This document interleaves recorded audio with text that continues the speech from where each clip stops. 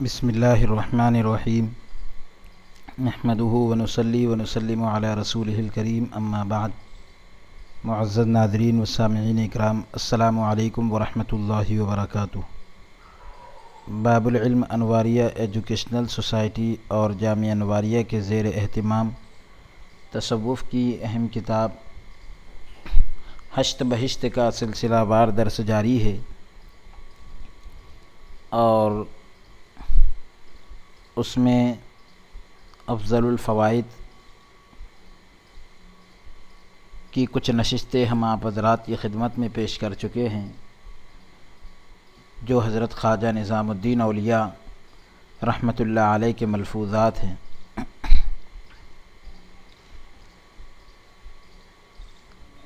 فرماتے ہیں کہ بدھ کے روز یعنی چہار شنبے کے دن، جمعرات سے ایک دن قبل، ایک دن پہلے، 5ویں ماہ ربیع الاول کے مہینے کی 5 تاریخ سن مذکور کو، جو ابھی اوپر اس سے پہلے سن ذکر کیا گیا، اس وقت قدم بوسی کا شرف حاصل ہوا۔ تو ابلیس علیہ اللعنت کے بارے میں گفتگو شروع ہوئی، یعنی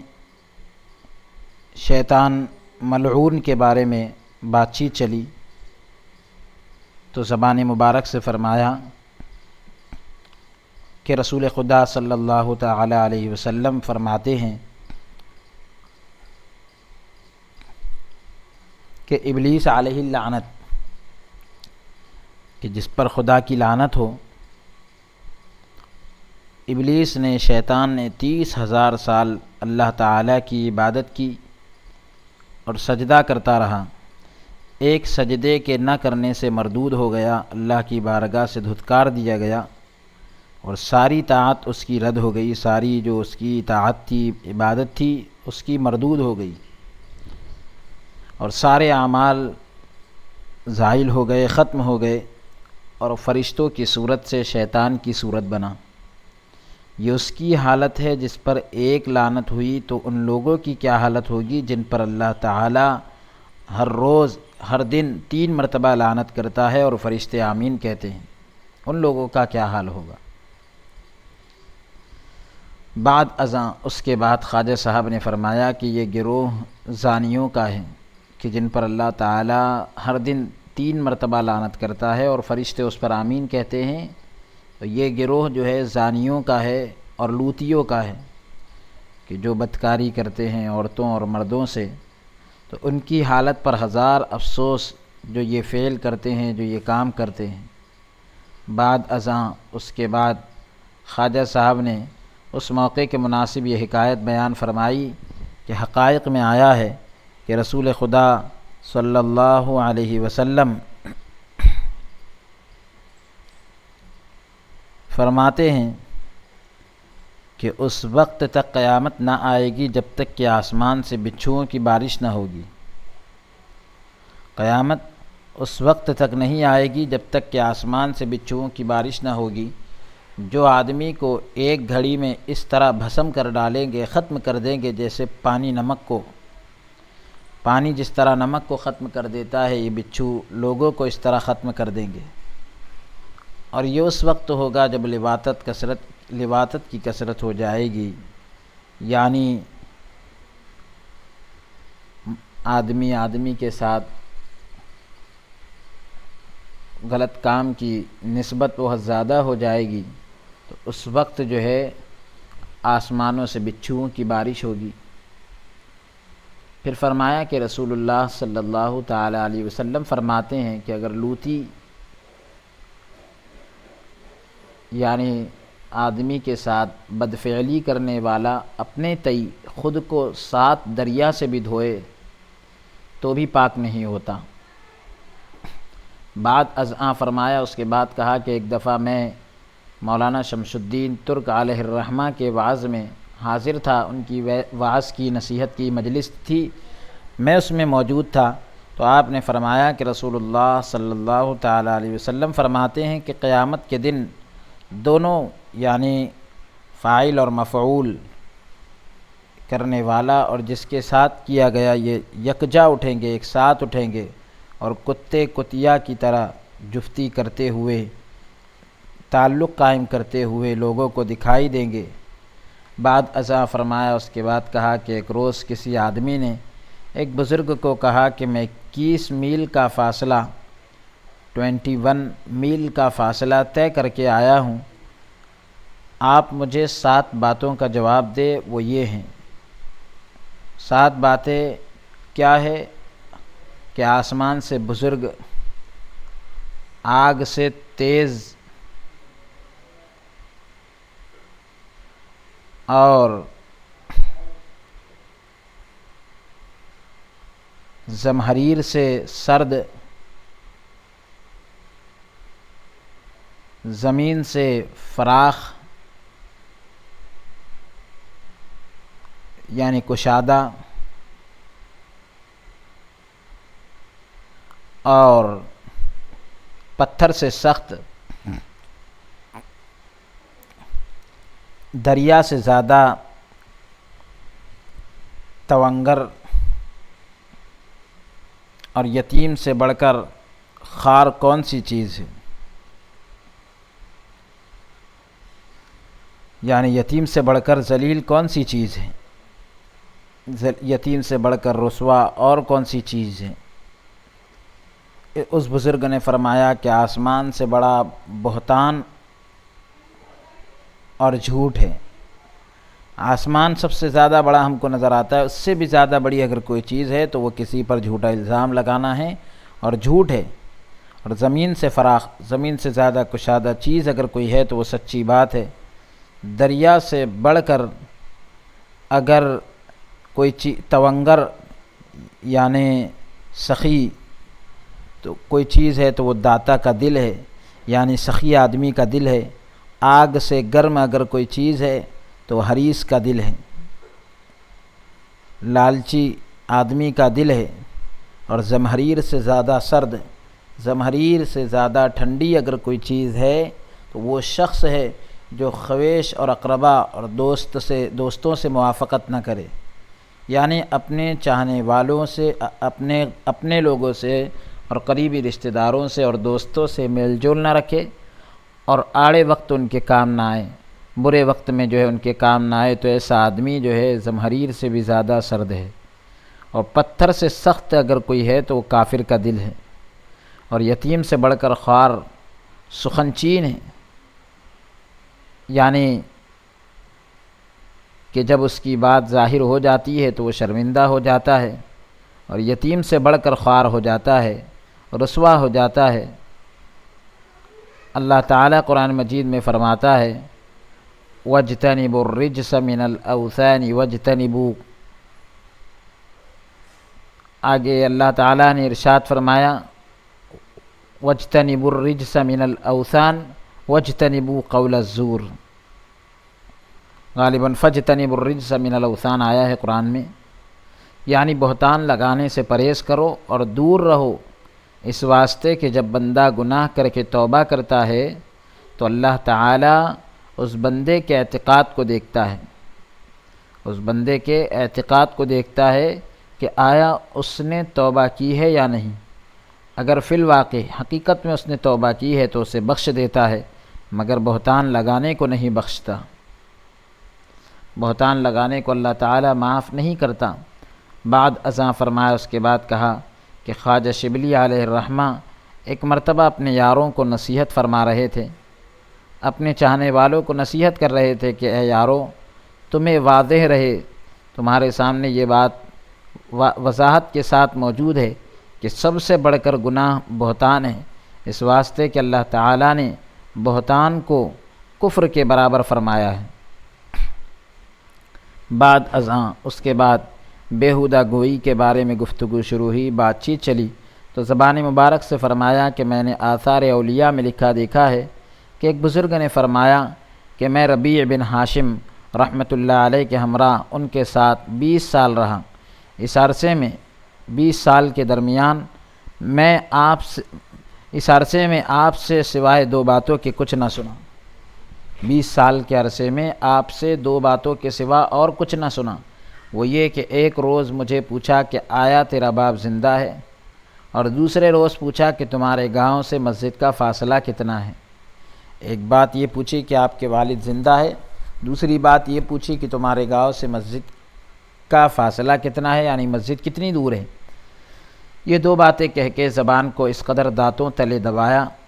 زبان کو دانتوں کے نیچے ایسے دبایا کہ خون آلود ہو گئی، زبان خون میں لت پت ہو گئی، اور کہا کہ ربیع، تجھے ایسی بیہودہ گوئی سے کیا واسطہ، یعنی ایسی بیکار باتوں سے تمہیں کیا لین دین۔ پھر 20 سال تک کسی سے گفتگو نہ کی، کسی سے بات چیت نہ کی۔ بعد ازاں اس کے بعد موقع کے مناسب یہ حکایت بیان فرمائی کہ خواجہ مالک بن دینار رحمۃ اللہ علیہ نے عہد کر لیا، یہ طے کر لیا کہ جو شخص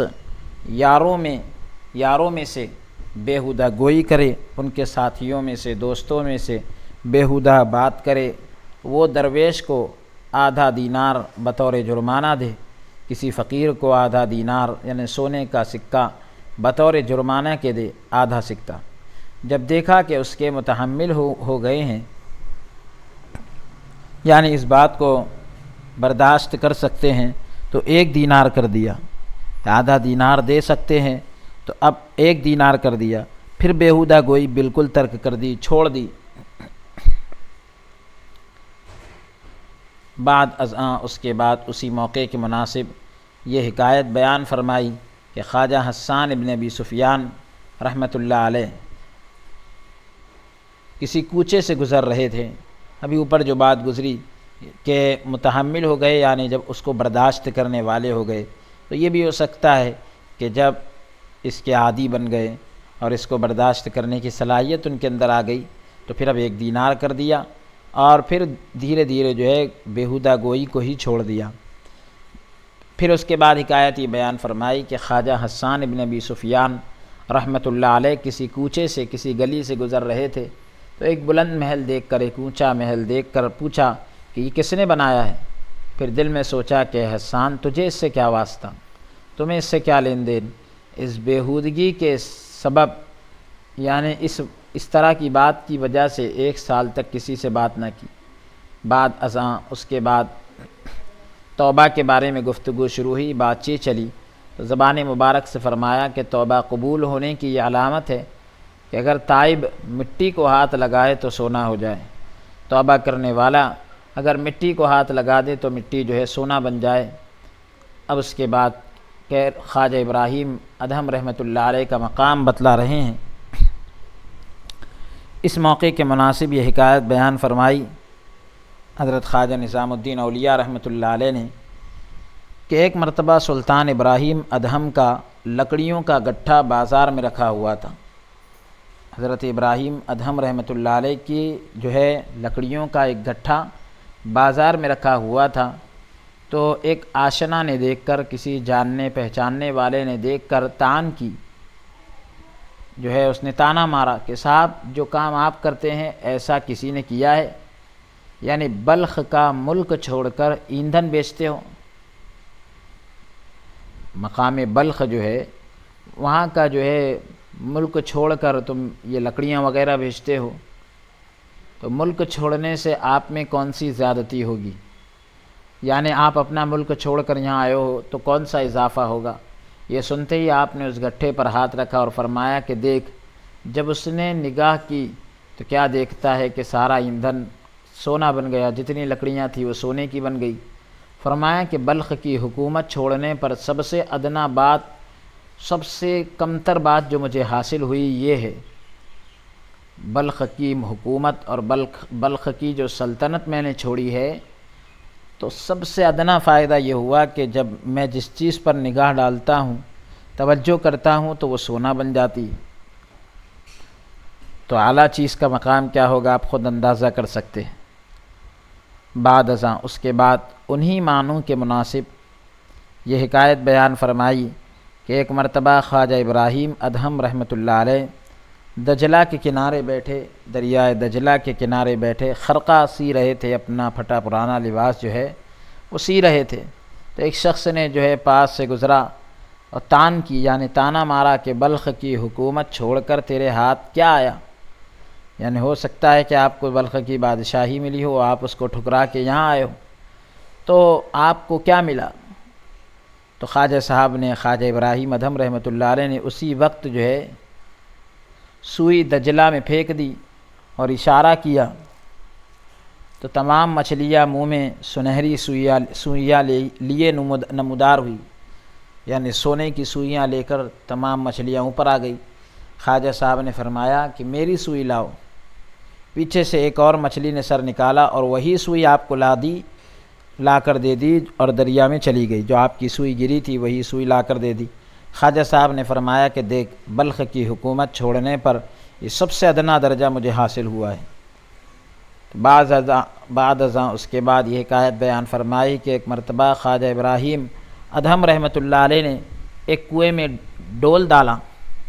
تو پہلی مرتبہ جواہرات سے بھرا ہوا آیا، ہیرے موتیوں سے بھرا ہوا وہ ڈول باہر آیا، دوسری مرتبہ سونے سے بھرا ہوا، اور تیسری مرتبہ پانی سے بھرا ہوا باہر آیا، تیسری مرتبہ جو ہے پانی سے۔ تو پھر آپ نے وضو کیا اور نماز میں مشغول ہو گئے، یعنی آپ نے ہیرے جواہرات کو قبول نہ کیا، اسی طرح سے آپ نے سونے کو قبول نہ کیا۔ جب پانی آیا آپ نے وضو کیا، نماز میں لگ گئے۔ بعد ازاں اس کے بعد آپ کی بزرگی کی نسبت، آپ کی بزرگی کے تعلق سے یہ حکایت بیان فرمائی کہ ایک مرتبہ آپ بلخ کے کسی مقبرے میں، کسی قبرستان میں بیٹھے تھے، تو نوبت کی آواز آئی، کسی ایک خاص قسم کی آواز آئی، بجنے کی آواز آئی، تو آپ کے دل میں خیال آیا کہ کبھی میرے نام بھی اسی طرح نوبت بجا کرتی تھی، میرے نام کے بھی اس طرح ڈنکے بجا کرتے تھے۔ تو اسی وقت فرشتوں کو حکم ہوا کہ پہلے آسمان میں سنہری ڈھول خواجہ کے سر پر بجائیں۔ خواجہ ابراہیم ادھم رحمۃ اللہ علیہ کے سر پر بجائیں۔ جب ہوا میں نوبت بجنے لگی، تاشے وغیرہ یا کوئی قسم کی آواز جب ہونے لگی، تو خواجہ صاحب نے دیکھا کہ فرشتے ہوا میں نوبت بجا رہے ہیں۔ پوچھا یہ کس کی نوبت ہے؟ کہا ہمیں حکم ہوا ہے کہ جس طرح بلخ نامی ملک میں آپ کے نام 5 وقت نوبت بجا کرتی تھی، آپ کے نام کے جو ہے آواز لگتی تھی، ڈنکا بجا کرتا تھا، اسی طرح 7ویں آسمان پر آپ کے نام کی نوبت بجائیں۔ فرشتوں کو اللہ نے حکم دیا کہ ان کے نام کے ڈنکے جو ہے آسمان پر بجائے جائیں۔ بعد ازاں اس کے بعد یہ حکایت بیان فرمائی کہ ایک مرتبہ خواجہ صاحب نے حج کا ارادہ توکل کی نیت سے کیا، اللہ بھروسے جو ہے حج کا ارادہ کر لیا۔ جب روانہ ہو کر جنگل میں پہنچے تو دیکھا کہ 70 برقع پوش کھڑے ہیں، 70 ایسے لوگ کھڑے ہیں جو برقع پہنے ہوئے ہیں، جن کے سر تن سے جدا ہیں، سر جو ہے جسم سے الگ ہیں۔ ان میں سے ایک سسک رہا تھا، اس نے کہا ابراہیم نزدیک نہ آنا۔ ان میں سے جو ہے ایک سسک رہا تھا اور وہ یہ کہہ رہا تھا کہ میرے پاس نہ آنا، نہیں تو ہلاک ہو جاؤ گے، اور دور بھی نہ رہنا کہ کہیں مجھ جیسا نہ ہو جائے، پاس آؤ گے تو مر جاؤ گے اور دور ہو جاؤ گے تو میرے جیسے ہو جاؤ گے، یعنی تمہارا سر جو ہے جسم سے الگ ہو جائے گا۔ آپ اسے زندہ دیکھ کر پاس گئے اور پوچھا کہ یہ کیا حال ہے؟ کہا ابراہیم ہم 70 کے 70 ابدال ہیں، جو ایک درجہ ہوتا ہے اللہ کے ولیوں کا، تو جس طرح اقطاب ہوتے ہیں، قطب ہوتے ہیں، اسی طرح ابدال بھی ہوتے ہیں، تو ہم 70 کے 70 ابدال ہیں۔ حج کی نیت سے روانہ ہوئے تھے اور ٹھان لی، یہ طے کر لیا کہ جب تک خانہ کعبہ کی زیارت نہ کر لیں گے کسی سے بات نہ کریں گے۔ جب یہاں پہنچے تو خضر علیہ السلام سے ملاقات ہوئی، ہم سب اپنے عہد کو بھول گئے، اپنے وعدے کو بھول گئے اور ان سے گفتگو کرنے لگے۔ ہم نے وعدہ یہ کیا تھا کسی سے بات نہیں کریں گے۔ جب خضر علیہ السلام ملے تو ہم جو ہے بات کرنے لگ گئے، تو جو ہی گفتگو میں مشغول ہوئے، جیسے ہی بات چیت میں لگ گئے، غیب سے آواز آئی کہ اے جھوٹو، کیا تم نے یہی عہد کیا تھا؟ کیا تم نے یہی وعدہ کیا تھا؟ اتنے میں تھوڑی دیر کے اندر جو ہے ہوا میں سے ایک تلوار نمودار ہوئی، ہوا کے اندر سے ایک تلوار ظاہر ہوئی، اور جس سے ہم سب کے سر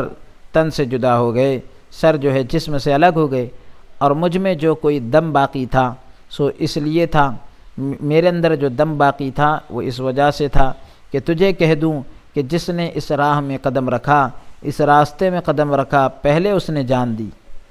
بعد ازاں اس کے بعد خواجہ صاحب نے آپ دیدہ ہو کر آنکھوں میں آنسو بھر کر یہ شعر زبان مبارک سے فرمایا کہ داری سر ماں وگرنہ دور از برما، فارسی کا یہ شعر ہے۔ پھر نیک بخت اور بدبخت کے بارے میں گفتگو شروع ہوئی، بات چیت چلی تو زبان مبارک سے فرمایا کہ جو نیک بخت ہیں وہ ماں کے شکم سے ہی نیک بخت پیدا ہوتے ہیں، اور جو بدبخت ہیں وہ بھی ماں کے شکم سے ہی بدبخت نکلتے ہیں، ماں کے پیٹ سے ہی بدبخت پیدا ہوتے ہیں۔ پھر خواجہ صاحب نے زبان مبارک سے فرمایا کہ جس کو نیک بخت پیدا کیا گیا ہے اسے دونوں جہاں کی نعمت دی گئی ہے، جس کو نیک بخت پیدا کیا گیا اسے دونوں جہاں کی دنیا اور آخرت کی نعمتیں عطا کی گئی، اور جو کچھ اس کے دل میں گزرتا ہے وہ اس کے سامنے موجود ہوتا ہے، جو اس کے دل میں خیال آتا ہے، جو اس کے دل میں تمنا ہوتی ہے وہ چیز اس کے سامنے موجود ہوتی ہے، اور جسے بدبخت پیدا کیا گیا ہے وہ ان سعادتوں سے محروم رہتا ہے، وہ ان خوش نصیب چیزوں سے محروم رہتا ہے جو آدمی بدبخت ہوتا ہے، اور جو جسے بدبخت پیدا کیا گیا وہ ان سعادتوں سے محروم ہے، اس میں کسی قسم کی نعمت نہیں، اگر لاکھوں قصد بھی کرے، لاکھوں ارادے بھی کرے، تو چونکہ وہ پیدائشی بد نصیب ہے، پیدائشی طور پر جو ہے وہ بدبخت ہے، ہرگز اس کے ارادے پورے نہ ہوں گے۔ بعد ازاں اس کے بعد خواجہ صاحب نے آپ دیدہ ہو کر آنکھوں میں آنسو بھر کر قاضی حمید الدین ناگوری رحمۃ اللہ علیہ کی یہ رباعی پڑھی، یا بم ہما اطراف جہاں، اس طرح سے پوری رباعی آپ نے پڑھی۔ اب عنوان قائم کر رہے ہیں جھوٹی قسم، زنا اور مومن سے شرارت، یعنی جھوٹی قسم اور زنا اور مومن سے شرارت کرنے کا انجام کیا ہوتا ہے وہ بتلا رہے ہیں۔ بعد ازاں اس کے بعد جھوٹ بولنے والوں کے بارے میں گفتگو شروع ہوئی، بات چیت چلی تو زبان مبارک سے فرمایا کہ میں نے شیخ فرید الحق والدین قدس اللہ سرہ العزیز کی زبان مبارک سے سنا ہے کہ شمس الدین دبیر قاضی حمید الدین ناگوری رحمۃ اللہ علیہ کی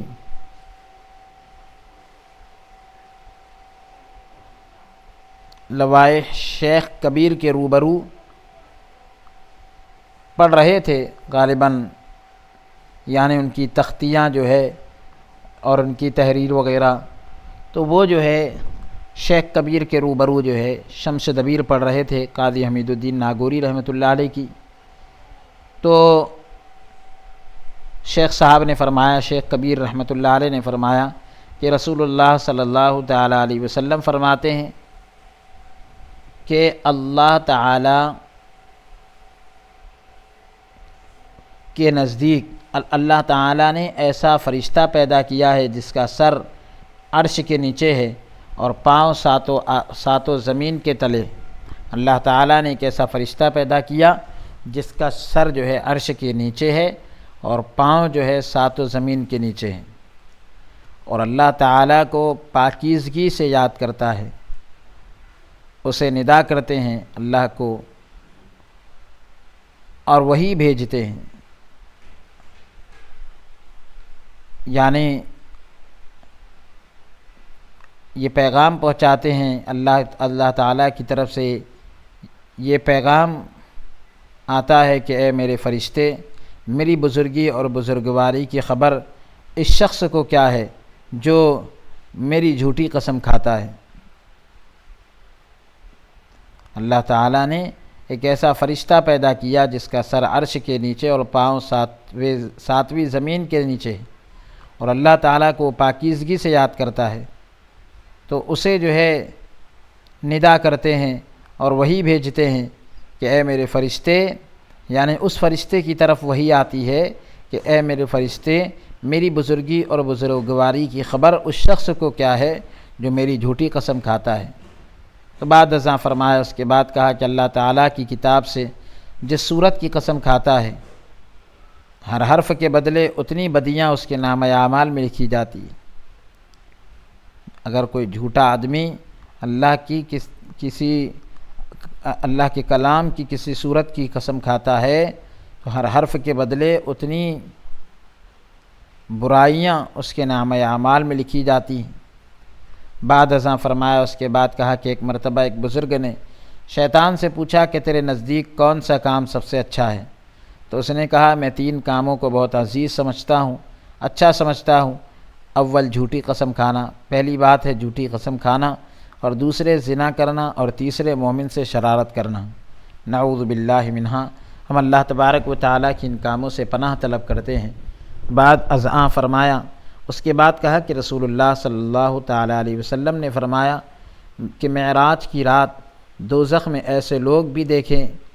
جو ناخنوں سے ہاتھ پاؤں چھیل رہے تھے۔ حضور علیہ الصلاۃ والسلام نے معراج کی رات ایسے لوگوں کو دیکھا جو ناخنوں سے اپنے ہاتھ پیروں کو چھیل رہے تھے۔ میں نے جبرائیل علیہ السلام سے پوچھا کہ یہ کون ہے؟ تو کہا کہ یہ عیب چینی کیا کرتے تھے، عیب لگایا کرتے تھے، نعوذ باللہ منہا۔ ہم اللہ تبارک و تعالیٰ کی اس سے پناہ طلب کرتے ہیں۔ پھر خواجہ بایزید بستامی رحمۃ اللہ علیہ کا تذکرہ ہوا۔ ہفتے کے روز سنیچر کے دن ربیع الاول کے مہینے میں سن مذکور جو ابھی اوپر سن ذکر کیا گیا، اس کو قدم بوسی کا شرف حاصل ہوا، تو خواجہ بایزید بستامی رحمۃ اللہ علیہ کا تذکرہ کرتے ہوئے خواجہ بایزید بستامی قدس اللہ سرہ العزیز کی بزرگی کے بارے میں گفتگو ہو رہی تھی، تو زبان مبارک سے فرمایا کہ خواجہ صاحب مادرزاد ولی تھے، ماں کے پیٹ سے ولی تھے۔ چنانچہ کہتے ہیں کہ آپ ابھی والدہ کے شکم ہی میں تھے، ماں کے پیٹ میں ہی تھے کہ آپ کی والدہ صاحبہ نے مشتبہ لقمہ کھایا، یعنی شک والا لقمہ کھایا، ایسا لقمہ کھایا جس کے حلال و حرام ہونے میں شک تھا۔ تو آپ نے اس قدر سر مارا کہ آپ کی والدہ کو قے کرنی پڑی۔ آپ کی والدہ کو وہ سارا جو لقمہ آپ نے اندر کیا تھا باہر کرنا پڑا۔ جب وہ لقمہ نکل گیا تو خواجہ صاحب نے قرار لیا، ماں کے شکم کے اندر آپ قرار پا گئے، اطمینان سے رہے۔ پھر آپ کی بزرگی کی نسبت، آپ کی بزرگی کے تعلق سے یہ حکایت بیان فرمائی کہ ایک مرتبہ آپ نے بستام کے جنگل میں دیکھا کہ تمام جنگل میں عشق برسا ہوا ہے۔ بہت چاہا کہ آپ کا پاؤں برف میں نیچے جائے، لیکن عشق میں نیچے دھستا گیا۔ پھر یہ حکایت بیان فرمائی کہ آپ سے پوچھا گیا کہ مرد کی کمالیت کس طرح معلوم ہو سکتی ہے، آدمی کا کمال کس طرح پتہ کیا جا سکتا ہے؟ فرمایا کہ جب وہ 18,000 عالم کو اپنی 2 انگلیوں کے مابین، 18,000 عالم کو اپنی 2 انگلیوں کے درمیان دیکھے جیسا کہ میں دیکھتا ہوں، تو سمجھ جاؤ کہ وہ کمال کو پہنچ گیا۔ بعد ازاں فرمایا، اس کے بعد کہا کہ ایک روز خواجہ صاحب سے پوچھا گیا کہ اپنے مجاہدے کی کوئی حکایت سنائیں، تو فرمایا جو مجاہدہ میں نے کیا ہے اگر میں بیان کروں تو تم سن نہیں سکو گے، لیکن ہاں کچھ تھوڑا سا بیان کرتا ہوں۔ جو نفس سے میں نے کیا ہے، میں نے جو مجاہدہ کیا، جو محنت اور مشقت کی، جو جہاد کیا، وہ کیا ہے؟ وہ یہ کہ ایک مرتبہ آدھی رات کو میرے دل میں خیال آیا کہ باقی آدھی رات جاگنا چاہیے۔ نفس نے میری مخالفت کی، یعنی نفس نے یہ چاہا کہ میں نہ جاگوں، اور میرا ہم خیال نہ ہوا، نفس میرے خیال کے مطابق نہ ہوا۔ میں نے قسم کھا لی کہ اے نفس، تو نے میری رہزنی تو کی ہے، میری مخالفت تو کی ہے، مجھ پر ڈاکہ تو ڈالا ہے، اور میرے ساتھ عبادت میں مشغول نہیں ہوا۔ اب میں بھی تجھے سال بھر تک پانی نہ دوں گا۔ چنانچہ ایسا ہی کیا کہ سال بھر تک پانی نہ دیا، نفس کو پیاسا رکھا۔ بعد ازاں اس کے بعد اسی موقع کے مناسب فرمایا کہ ایک مرتبہ آپ سر پاؤں سے ننگے تھے، یعنی آپ کے سر پر کچھ نہیں، پیر میں چپل نہیں، تو چشم مبارک سے خون جاری تھا، آپ کی مبارک آنکھوں سے خون جاری تھا۔ خادم نے جو حاضر خدمت تھا، آپ کی خدمت میں جو خادم تھا، تو وجہ پوچھی، تو آپ فرمایا کہ اس وقت میں عالم ملکوت میں تھا، پہلے قدم میں ہی عرش کے پاس جا پہنچا تو کیا دیکھتا ہوں کہ عرش بھوکے بھیڑیے کی طرح منہ پھاڑے کھڑا ہے۔ اس سے میں نے کہا الرحمن علی العرش استویٰ، یعنی کہتے ہیں کہ اے عرش، رحمان عرش پر قائم ہے، یعنی خدا عرش پر موجود ہے۔ تو جب اس نے سنا تو کہا کہ بایزید، یہ بات کہنے کا کون سا موقع ہے، کون سی جگہ ہے یہ بات کہنے کی؟ مجھے کہتے ہیں لوگ کہ رحمان تیرے دل میں رہتا ہے۔ جب آپ نے عرش سے کہا کہ یہاں رحمان رہتا ہے تو عرش نے کہا کہ لوگ تو یہ کہتے ہیں، میں نے تو یہ سن رکھا ہے کہ رحمان تیرے دل میں رہتا ہے، یعنی اگر تو مجھے طلب کرنا چاہتا ہے تو بایزید کے دل میں دیکھ۔ عرش سے کہا جاتا ہے کہ اگر تو اللہ کو تلاش کرنا چاہتا ہے تو بایزید کے دل میں دیکھ۔ آسمان کے رہنے والے زمین کے رہنے والوں سے طلب کرتے ہیں، یہ آرزو کرتے ہیں، اور زمین والے آسمان والوں سے طلب کرتے ہیں۔ یہ کیا بات ہے؟ یعنی یہ کس طرح کی بات ہے یہ کہ زمین والے آسمان والوں سے اور آسمان والے زمین والوں سے طلب کر رہے ہیں؟ بعد ازاں اس کے بعد خواجہ صاحب نے فرمایا کہ ایک روز خواجہ یحییٰ معاذ رازی رحمۃ اللہ علیہ نے جو کی 2 روٹیاں پکا کر خواجہ بایزید قدس اللہ سرہ العزیز کی خدمت میں بھیجی کہ میں نے آب زمزم سے گوندی ہے۔ یہ روٹیاں جو ہے یعنی زمزم کے پانی سے آٹا گوندا گیا، لیکن یہ نہ بتایا کہ کس وجہ سے حاصل ہوئی، یہ روٹیاں کہاں سے حاصل ہوئی یا کس کھیت سے حاصل کی۔ چونکہ ان کی حیثیت معلوم نہیں، اس لیے ہم نہیں کھاتے ہیں۔ کس انداز کی یہ روٹیاں ہیں ہم کو معلوم نہیں، اس لیے ہم یہ نہیں کھا سکتے۔ بعد ازاں اس کے بعد خواجہ صاحب نے آپ دیدہ ہو کر فرمایا کہ 8 بہشت، 8 جنتیں ہماری جھوپڑی میں آئی، اور دونوں جہاں کی نعمتیں بطور جاگیر ہمیں ملی، جاگیر کے طور پر ہمیں ملی ہے۔ ہم سحر کی ایک صبح کے وقت کی ایک تکلیف سے جو آواز نکلتی ہے یا ایسے ہی جو آواز نکلتی ہے جو اس کے شوق سے کی جائے، بلکہ ایک دم کے بدلے بھی جو اس کی یاد میں آتا ہے، 18,000 عالم کو نہ خریدے۔ صبح کے وقت کی جو ایک ہوتی ہے، جو اللہ کی یاد میں ہم دم بھرتے ہیں، تو اس کے بدلے جو ہے 18,000 عالم کو بھی ہم نہیں خریدیں گے۔ ہمارے نزدیک وہ اس قدر اہمیت رکھتی ہے۔ بعد ازاں اس کے بعد سلوک کے بارے میں گفتگو شروع ہوئی تو زبان مبارک سے فرمایا کہ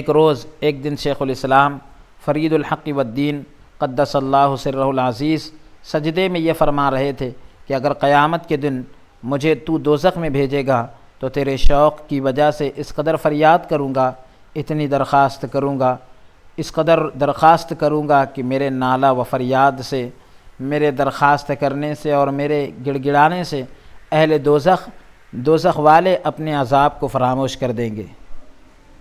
دوزخی لوگ اپنے عذاب کو بھول جائیں گے۔ بعد ازاں اس کے بعد یہ بھی کہا کہ ہم سے پہلے جو لوگ گزر چکے ہیں وہ کسی نہ کسی کے آگے سر جھکاتے تھے اور یکبارگی اپنے آپ کو، ایک ہی دم میں اپنے آپ کو دوست پر فدا کرتے تھے، دوست پر قربان کرتے تھے، اور اپنے آپ کو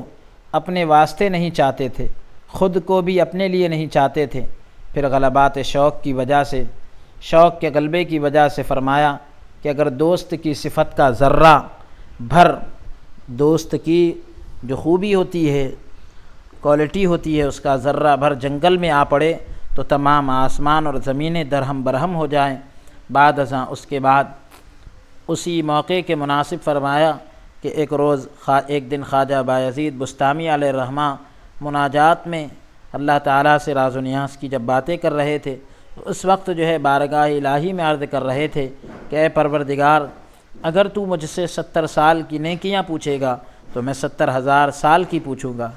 کیونکہ اس بات کو 70,000 سال گزر گئے ہیں کہ تو نے الست بربکم، یعنی کیا میں تمہارا پروردگار نہیں ہوں؟ تو کہا تھا، تو نے الست بربکم کہا تھا، اور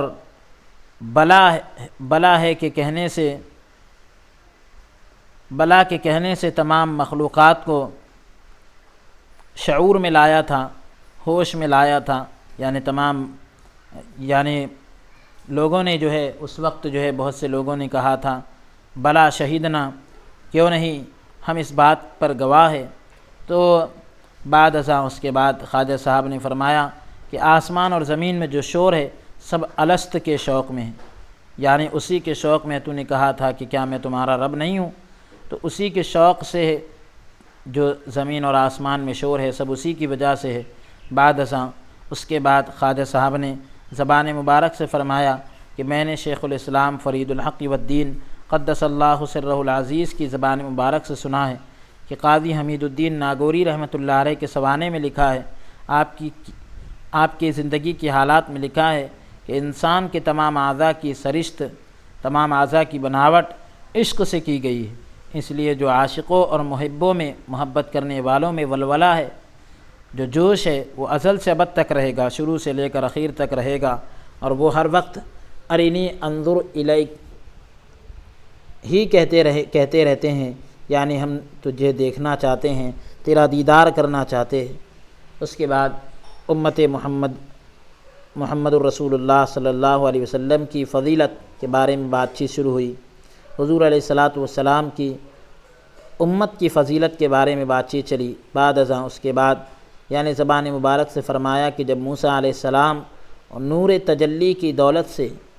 اللہ تبارک و تعالیٰ کی تجلی کے نور کی دولت سے جب مشرف ہوئے، مالا مال ہوئے، تو اپنے تئی یعنی اپنے نیچے جو ہے نگاہ کر کے اس بات کا غرور کیا، یا یہ کہ خود پر جو ہے نگاہ ڈال کر اس بات کا غرور کیا، اس بات پر جو ہے آپ نے اپنے آپ کو بڑا جانا کہ میرے سوا کوئی عاشق نہیں، کوئی چاہنے والا نہیں۔ اسی وقت حضرت جبرائیل علیہ السلام نے آ کر فرمان الہی سنایا، اللہ کا فرمان سنایا کہ اے موسیٰ ذرا کوہ سینا کے نیچے دیکھو، طور پہاڑ کے ذرا نیچے دیکھو، اس بلندی کی، اس چوٹی کے نیچے دیکھو۔ جب نگاہ کی تو کیا دیکھتے ہیں کہ 80 سال کے بوڑھے اور 18 سال کے جوان عالم تحیر میں، حیرت کے عالم میں عرش پر نگاہ جمائے کھڑے ہیں اور ارینی انظر پکارتے ہیں، یعنی ہم تیرا دیدار کرنا چاہتے ہیں، اس طرح پکارتے ہیں۔ آپ یہ دیکھ کر فوراً سر بسجود ہوئے، فوراً جو ہے سر سجدے میں رکھ دیا اور پوچھا کہ اے پروردگار یہ کون لوگ ہیں؟ فرمایا کہ یہ پیغمبر آخر الزماں کی امت ہے، آخری نبی کی امت ہے۔ بعد ازاں اس کے بعد فرمایا کہ میں نے آثار اولیاء اس کتاب میں لکھا دیکھا ہے کہ محبت اور دوستی وہ تھی جو حضرت ابراہیم خلیل اللہ علیہ السلام کو حاصل تھی کہ دوستی کی خاطر اپنے بیٹے کو قربان کرنا چاہا۔ اسی وقت حکم ہوا کہ اے ابراہیم علیہ السلام ہمیں تحقیق ہو گئی، ہمیں یہ بات یقین سے ثابت ہو گئی کہ تو ہماری دوستی اور محبت میں ثابت قدم ہے، تو ہماری دوستی اور محبت میں قدم جمائے ہوئے ہیں، اب لڑکے کو قربان نہ کر۔ اس وقت بہشت سے ایک دمبا بھیجتے ہیں، جنت سے ایک دمبا بھیجتے ہیں، تو اسے قربانی کر۔ اس وقت جو ہے جنت سے ایک دمبا بھیجتے ہیں اور تم اسے قربان کرو۔ بعد ازاں اس کے بعد خواجہ صاحب نے فرمایا کہ اس بچے کا صدق اور عقیدہ دیکھو، اس بچے کی سچائی اور عقیدہ دیکھو کہ جب اسے یعنی حضرت اسماعیل علیہ السلام کو کعبے کے پرنالے تلے، کعبے کا پانی جہاں سے گرتا ہے تو اس کے نیچے جو ہے لٹا کر حلق پر چھری چلائی گئی اور کارگر نہ ہوئی، یعنی چھری کام نہ کی، تو باپ کی خدمت میں عرض کی کہ باپ کی خدمت میں بیٹے نے یعنی حضرت اسماعیل علیہ السلام نے ابراہیم علیہ السلام سے کہا کہ مجھے اس طرح لٹاؤ کہ آپ کو میرا چہرہ دکھلائی نہ دے، تاکہ پدری مہر و شفقت، پدری محبت اور شفقت، باپ کی محبت اور شفقت جوش میں نہ آ جائے اور چھری نہ چل سکے، تو اس وجہ سے کہہ دیا کہ ایسا لٹاؤ کہ میرا چہرہ آپ کو نہ دکھے، یہ محض نافرمانی ہے، میرے ہاتھ پاؤں مضبوطی سے باندھ دو۔ تو یہ یعنی یہ صرف جو ہے نافرمانی نہیں بلکہ یہ صرف جو ہے اطاعت اور فرمانبرداری ہے کہ میرے ہاتھ پاؤں جو ہے مضبوط باندھ دو تاکہ چھری چلتے وقت جو ہے پاؤں نہ ہلاؤں، کیونکہ ایسا کرنے میں دوست کی رضا نہیں اور کہیں میں گنہگار نہ ہو جاؤں، دوست کی خوشنودی نہیں، ایسا کرنے میں کہیں ایسا نہ ہو کہ میں گنہگار نہ ہو جاؤں۔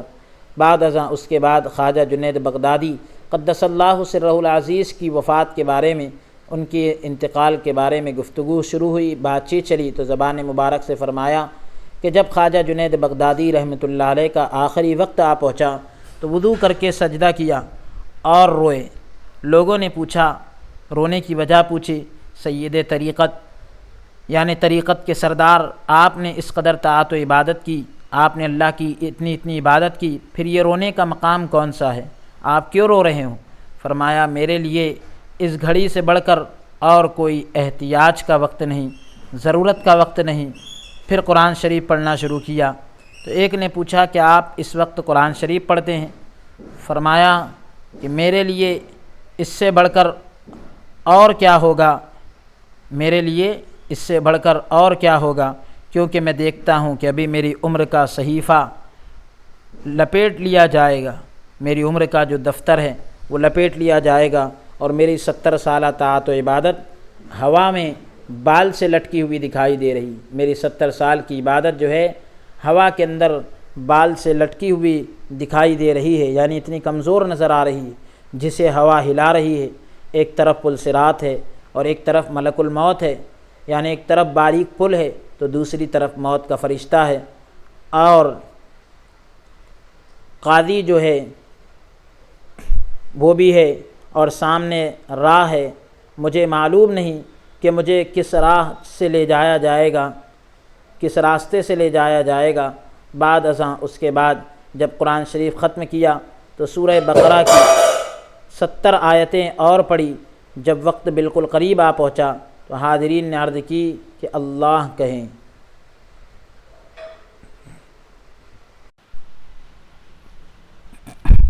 یعنی مجمع میں جو لوگ بیٹھے تھے تو انہوں نے کہا کہ اللہ کہے، آپ اللہ کا نام لے۔ ابھی اوپر جو تلاوت کیا گیا کہ ایک طرف ملک الموت اور قاضی جو ہے سامنے نہیں بلکہ قاضی جو ہے عادل ہے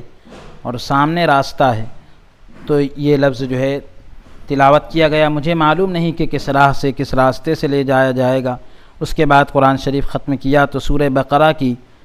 70 آیتیں اور پڑھی۔ جب وقت بالکل قریب آ پہنچا تو حاضرین نے، لوگوں نے کہا کہ آپ اللہ کہیں۔ فرمایا کہ مجھے بھول تو نہیں۔ پھر تسبیح پڑھتے ہوئے انگلیاں بند کرنے شروع کی، تسبیح پڑھتے ہوئے جو ہے انگلیاں بند کر دینا آپ نے شروع کی۔ تو جب 4 بند کر چکے، 4 انگلیاں جو ہے آپ نے بند کی تو سبابہ کو سیدھا کر کے بسم اللہ الرحمن الرحیم پڑھی، یعنی جو انگوٹھے سے جو انگلی لگی رہتی ہے اس کو جو ہے سیدھا کر کے بسم اللہ الرحمن الرحیم پڑھی، اور آنکھیں بند کر کر جان جو ہے دوست کے حوالے کی، اللہ تبارک و تعالیٰ کے حوالے کر دی۔ نہلاتے وقت غسال نے چاہا، غسل دینے والے نے چاہا کہ خواجہ صاحب کی آنکھوں میں پانی پہنچائے۔ آواز آئی کہ دوست، آواز آئی کہ ہمارے دوست سے ہاتھ اٹھا لے، ہمارے دوست سے ہاتھ اٹھا لے۔ جو آنکھ ہمارے نام پر بند کی ہے وہ ہمارے لقاء کے سوا نہیں کھلے گی، ہم سے ملاقات کے علاوہ جو ہے وہ آنکھ نہیں کھلے گی۔ پھر انگلیوں کو سیدھا کرنا چاہا تو آواز آئی کہ جو انگلیاں ہمارے نام پر بند کی ہوئی ہیں وہ ہمارے حکم کے سوا، ہمارے حکم کے علاوہ نہیں کھلے گی۔ جب جنازہ اٹھایا گیا تو ایک کونے پر، جب جنازہ اٹھایا گیا تو ایک کونے پر سفید کبوتر بیٹھا ہوا تھا، اسے بہتیرا اڑایا، بہت اڑایا پر نہ اڑا۔ آواز آئی کہ اپنے تئیں اور اسے تکلیف نہ دو، یعنی خود جو ہے اب اس کو تکلیف نہ دو، اپنی طرف سے اس کو کوئی تکلیف نہ دو، کیونکہ اس کا پنجہ عشق کی منقار سے، چونچ سے، اس کا پنجہ جو ہے عشق کی چونچ سے جنازے کے کونے پر لیا گیا ہے، عشق کی چونچ سے جو ہے جنازے کے کونے پر لیا گیا ہے۔ آج اس کا قالب، جہاں مطلب آدمی کا دل ہوتا ہے، تو اس کا جو ہے دل کروبیوں کے نصیب ہے کہ وہ ہوا میں آج ہمارے ساتھ اڑے، یہ چاہتے ہیں کہ ہوا میں آج ہمارے ساتھ اڑے۔ بعد ازاں اس کے بعد خواجہ جنید بغدادی رحمۃ اللہ علیہ کو خواب میں ایک شخص نے دیکھ کر پوچھا کہ آپ کو منکر نکیر سے کس طرح خلاصی ہوئی، کس طرح نجات ملی، کس طرح چھٹکارا ملا؟ فرمایا کہ جب دونوں فرشتے آئے اور مجھے پوچھا کہ تیرا رب کون ہے، تو میں ان کی طرف دیکھ کر ہنس دیا اور کہا جس روز اس نے الست بربکم پوچھا تھا اس روز میں نے بلا کہہ دیا تھا، یعنی میں نے جب یہ پوچھا گیا تھا کیا میں تمہارا رب نہیں ہوں،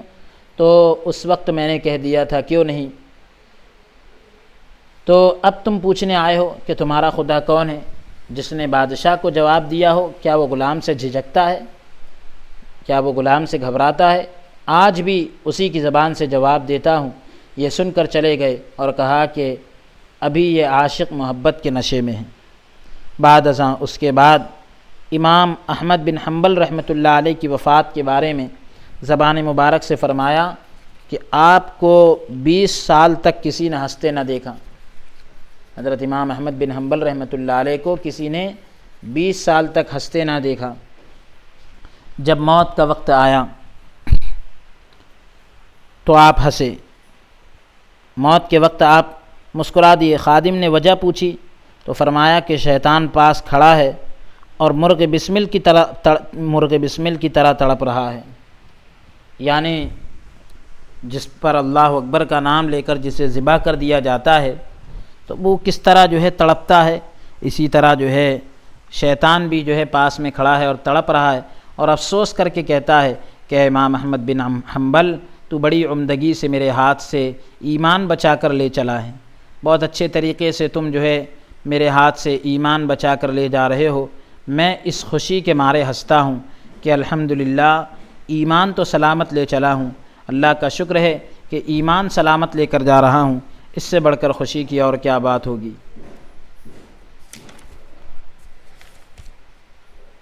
پھر اس کے بعد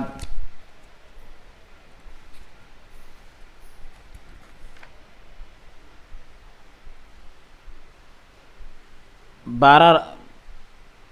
ربیع الاخر ربیع الاول کی 12 تاریخ کو سن مذکور کو جب یہ اوپر سن ذکر کیا گیا، اس وقت جو ہے قدم بوسی کا شرف حاصل ہوا، قدم کو چومنے کا شرف حاصل ہوا، تو شریف اور کمینے کے بارے میں گفتگو شروع ہوئی، بات چیت چلی، تو زبان مبارک سے فرمایا کہ خواجہ یحییٰ خالد برمکی رحمۃ اللہ علیہ فرماتے ہیں کہ جب شریف پارسا ہو جاتا ہے، نیک ہو جاتا ہے تو وہ متواضع ہو جاتا ہے، عاجزی اور انکساری والا ہو جاتا ہے، اور جب کمینہ آدمی پارسا بنتا ہے تو وہ تکبر کرتا ہے، غرور کرتا ہے، گھمنڈ کرتا ہے۔ پھر فرمایا کہ رسول اللہ صلی اللہ علیہ وسلم فرماتے ہیں کہ آخری زمانے میں قوم کے سردار ایسے لوگ ہوں گے جنہیں نہ خدا کا ڈر ہوگا اور نہ وہ مجھے یاد کریں گے، ہمیشہ مسلمانوں کو ان کی زبان اور ہاتھ سے تکلیف پہنچا کرے گی، اور ہمیشہ ان کی جان کو تکلیف دینے کے درپے رہیں گے۔ اب اس کے بعد عنوان قائم کر رہے ہیں اذیت رسانی کی مذمت۔ بعد ازاں اس کے بعد یہ حکایت بیان فرمائی کہ خواجہ عمر برمکی رحمۃ اللہ علیہ فرماتے ہیں کہ ایک دن مکہ مکرمہ میں صفا مروہ کے نزدیک ایک شخص کو اونٹ پر سوار دیکھا، جس کے آگے پیچھے غلام تھے جو لوگوں کو دکھ دیتے تھے، تکلیف دیتے تھے۔ مدت بعد ایک زمانے کے بعد جب میں بغداد آیا کہ ایک روز پل پر کھڑا تھا کہ ایک شخص کو سر اور پاؤں سے ننگا دیکھ کر جب غور سے نگاہ کی، اچھے سے دیکھا تو سوچ میں پڑ گیا کہ یہ کون ہے۔ اس نے کہا کہ میاں مجھے کیوں دیکھتے ہو؟ فرمایا تو مجھے ایسے شخص کا ہم شکل دکھائی دیتا ہے جسے میں نے مکہ میں اونٹ پر سوار دیکھا تھا، مکہ مکرمہ میں میں نے اونٹ پر سوار دیکھا تھا، اور اس کے آگے پیچھے اس کے غلاموں کو جو لوگوں کو دکھ دیتے تھے دیکھا، تو میں نے دیکھا تھا کہ وہ سارے لوگ اس کے آگے پیچھے تھے۔ تو اس نے کہا کہ میں وہی آدمی ہوں۔ میں نے پوچھا یہ کیا حالت ہوئی؟ کہا کہ میں تو امید کرتا تھا کہ لوگ میری تواضع کریں گے، لوگ میری جو ہے خوب میری خاطر تواضع کریں گے، میرا خیال رکھیں گے، لیکن اللہ تعالیٰ نے مجھے خوار اور بے عزت کیا، اللہ نے مجھے ذلیل کیا، بعد ازاں فرمایا، اس کے بعد کہا کہ میں نے تحفۃ العارفین میں لکھا دیکھا ہے کہ خواجہ بشر حافی رحمۃ اللہ علیہ لکھتے ہیں کہ جب کوئی مسلمان کسی اہل دنیا کو، کسی دنیا والے کو سلام کرتا ہے تو ایمان کا تیسرا حصہ کم ہو جاتا ہے۔ پھر میں نے یہ حکایت بیان کی، یہ واقعہ بتلایا کہ میں نے انیس الارواح میں لکھا دیکھا ہے کہ امیر المومنین علی رضی اللہ تعالیٰ عنہ فرماتے ہیں کہ جو شخص دوزخی کو دیکھنا چاہے، دوزخی آدمی کو دیکھنا چاہے، وہ اس شخص کو دیکھے جو اہل دنیا کو یا مسلمانوں کے علاوہ کسی اور کو آگے بڑھ کر سلام کرے، یعنی جو ہے دنیا طلبی کے لیے، دنیا کی چاہت کے لیے، دنیا کی مفاد کے لیے دنیا دار لوگوں کو سلام کرتا ہے تو ایسا آدمی دوزخی ہے۔ پھر فرمایا کہ انس بن مالک رضی اللہ تعالیٰ عنہ فرماتے ہیں کہ پیغمبر خدا صلی اللہ تعالیٰ علیہ وسلم کے نزدیک ہم سے بڑھ کر کوئی دوست نہ تھا۔ حضور علیہ الصلاۃ والسلام کے نزدیک ہم سے بڑھ کر کوئی دوست نہ تھا، لیکن جب انہیں دیکھتے تو کھڑے نہ ہوتے، کیونکہ اسے حضرت صلی اللہ علیہ وسلم ناپسند فرمایا، حضرت صلی اللہ علیہ وسلم نے ناپسند فرمایا ہے۔ حضور علیہ الصلاۃ والسلام نے جو ہے اس کو ناپسند کیا ہے۔ بعد ازاں اس کے بعد فرمایا کہ قیامت کے دن ایک شخص کو لایا جائے گا جس کی طاعتیں، جس کی عبادت، جس کی نیکیاں پہاڑ کے برابر ہوگی، لیکن اسے ظالم موکل پکڑ لیں گے۔ ظلم کرنے والے جو ہے اللہ کی طرف سے جو ہے ان کو حکم ہوگا کہ یہ وہ شخص ہے جس نے مسلمانوں کو برا بھلا کہا تھا اور زبردستی ان کا مال چھین لیا تھا اور لوگوں کو ناحق تکلیف دی تھی، اس لیے اس کی تمام نیکیاں انہیں اور ان کی تمام برائیاں اسے دے دو، یعنی اس کی نیکیاں ان کو دے دو جن کو ستایا تھا، جن کو تکلیف دی تھی، اور جن کو تکلیف دی تھی ان کی تمام برائیاں اس ستانے والے کو دے دو۔ پھر فرشتے عرض کریں گے کہ پروردگار اب اس کے پاس کوئی نیکی نہ رہی، سب اس کے مدعی لے گئے، دعوے دار لے گئے، تو حکم ہوگا کہ اچھا اسے دوزخ میں ڈال دو، تو وہ دوسروں کی بدیوں کے عوض ہلاک ہوگا، دوسروں کی برائیوں کے سبب جو ہے وہ ہلاک ہوگا۔ بعد ازاں اس کے بعد یہ حکایت خواجہ صاحب نے بیان فرمائی کہ ایک روز ماعر اصحابی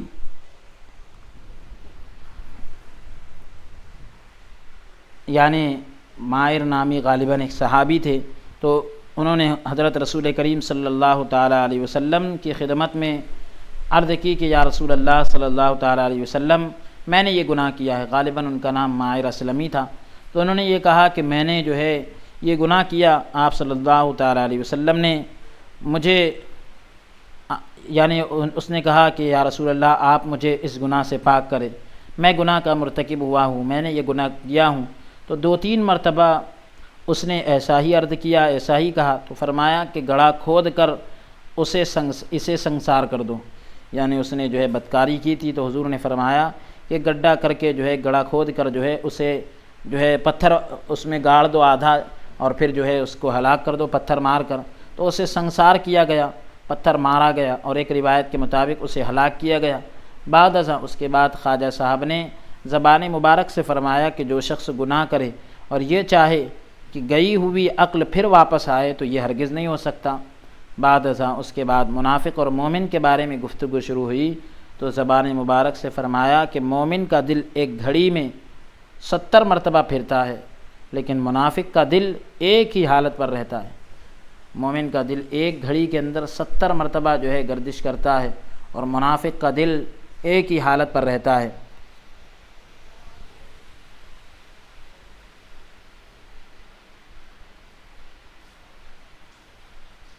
آج کے سلسلہ درس کو ہم یہیں پر موقوف کرتے ہیں، اور اللہ تبارک و تعالیٰ کی بارگاہ میں ہم درخواست اور دعا کرتے ہیں کہ رب تبارک و تعالیٰ ہم سب کو قول سے زیادہ عمل کرنے کی توفیق عطا فرمائے، اور اللہ تبارک و تعالیٰ بزرگان دین کے نقش قدم پر ہم سب کو چلنے کی توفیق عطا فرمائے، اور قول سے زیادہ عمل کرنے کی توفیق عطا فرمائے، اور اللہ تبارک و تعالیٰ